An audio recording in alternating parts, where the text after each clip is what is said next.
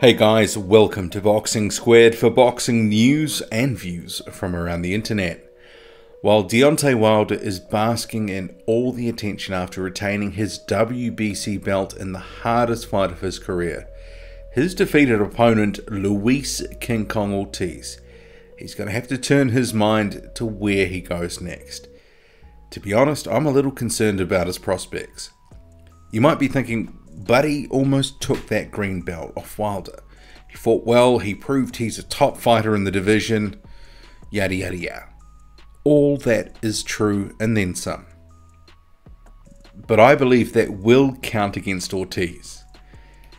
I'll come to the prospect of a rematch soon, and some of the concerning and perhaps naive things Team Ortiz is saying about that.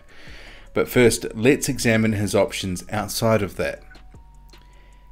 Anyone nearing a title shot, so we're talking about established contenders here, is going to be giving Ortiz the wide berth because he's very dangerous and he could set their careers back a couple of years. Minimum.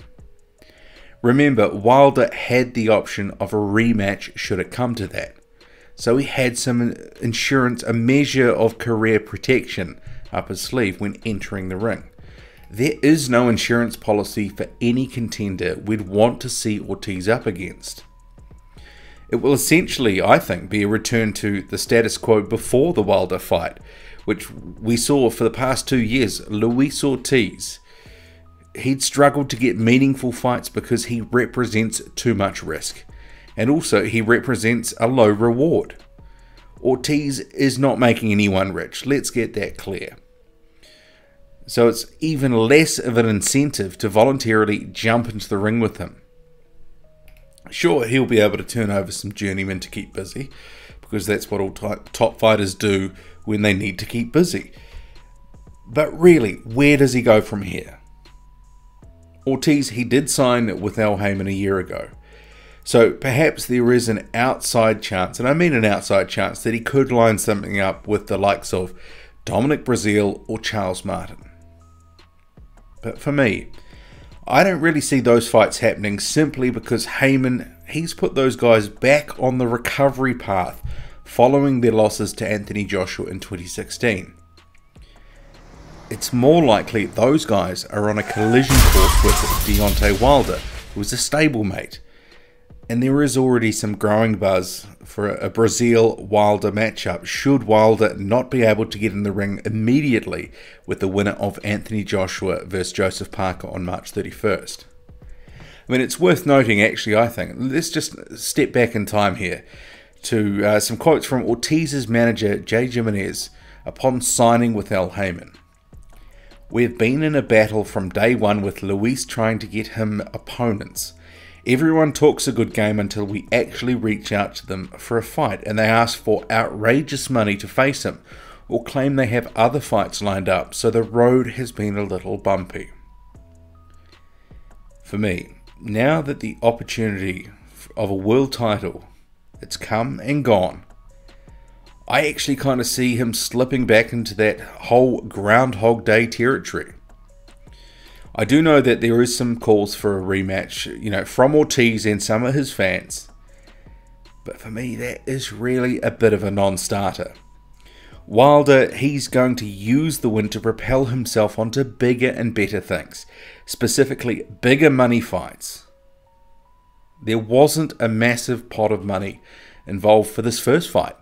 So I don't see there being any reason to suggest it would be so significantly better a second time around. I mean, that probably would have been the case should Ortiz, well, in part, should Ortiz have won and then there was a rematch. They would have been able to build around this. But Ortiz, he's the beaten man, the champion, he moves on. And I would like to pose the question here, do you really want to see a Wilder-Ortiz rematch? Because I don't. I mean, much like the Klitschko and Joshua fight, the Canelo-Golovkin fight, I enjoyed it. They were great. But I'm ready to move on. I actually have very little interest in seeing a rematch between Deontay Wilder and Luis Ortiz. And I also question whether Team Ortiz is actually doing itself any favours in seeking a rematch, and that's judging from what it's posting on social media and see on screen. So there's a video that it's posted on the King Kong Boxing Instagram account. So that's the one that's run by Jay Jimenez, who seems to be very prominent in Luis Ortiz's career. Maybe a little too prominent.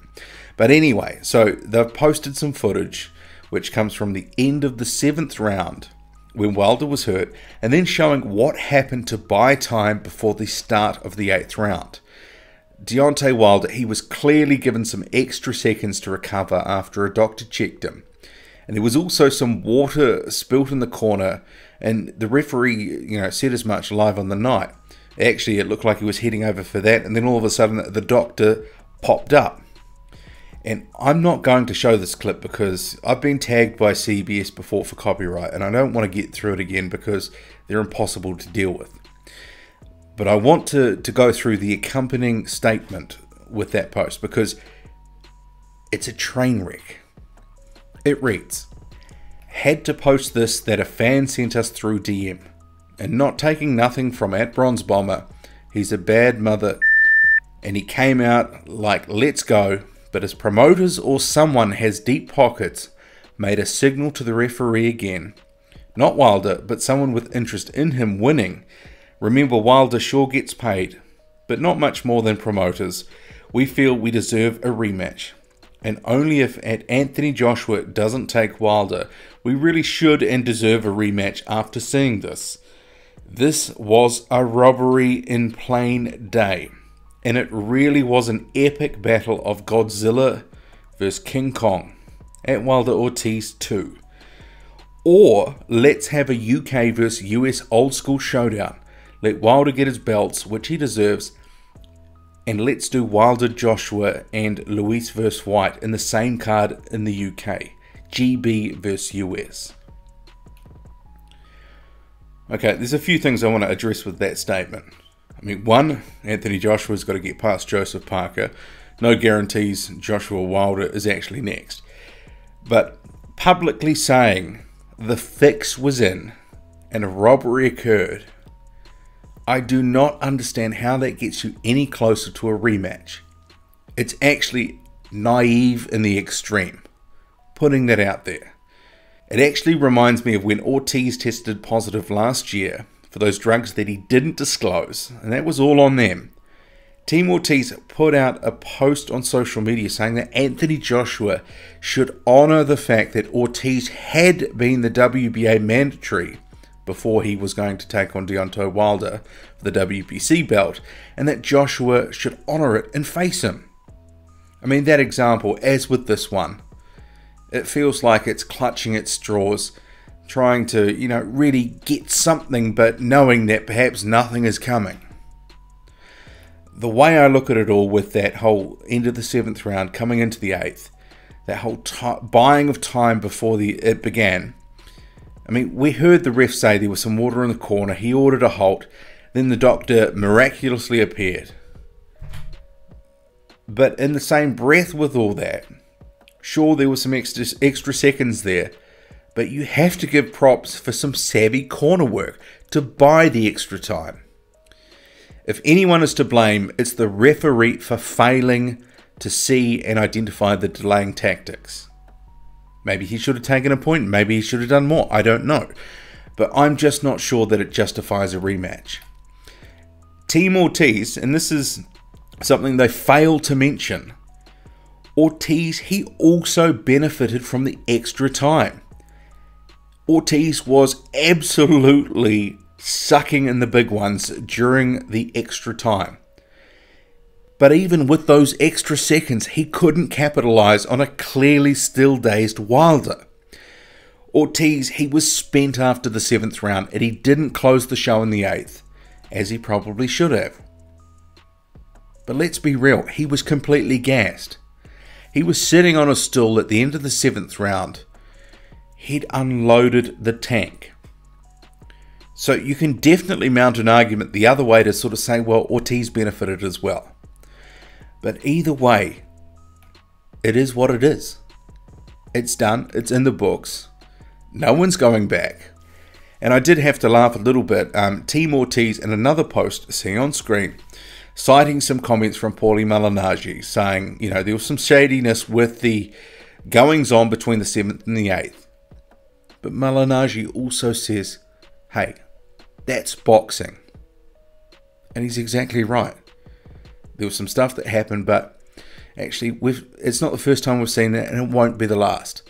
But for them to go all gung-ho and say the fix is in, and then demand a rematch, come on, guys.